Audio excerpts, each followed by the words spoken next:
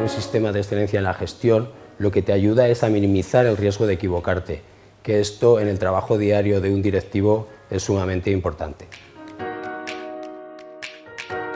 La excelencia, la búsqueda de la excelencia es ordenar, digamos, todos esos impactos que tiene nuestra actividad empresarial para irlos haciendo mejor cada día.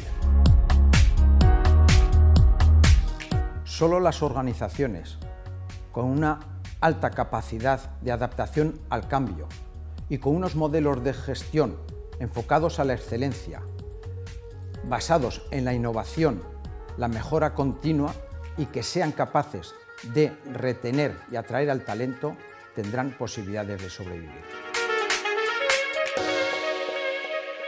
Es un modelo que realmente te dice muy bien cómo estás gestionando la excelencia. La excelencia pasa por conseguir que nuestros clientes, nuestros visitantes se conviertan en fans, y para eso necesitamos dos cosas fundamentales. Uno es las experiencias que ellos mismos nos cuentan y nos las cuentan además a través de nuestros trabajadores.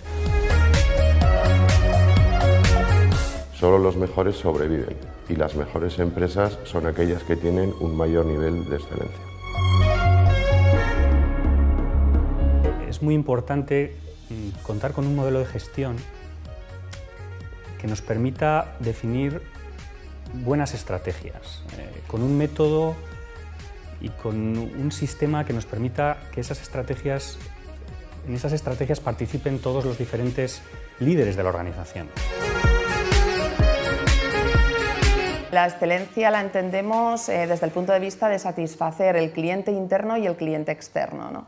El cliente interno, que somos nosotros mismos dentro de la propia organización, todo lo que es la estructura organizativa, todos los procesos, intentamos trabajar con calidad, ¿no? y para poder dar un producto final con todas las garantías.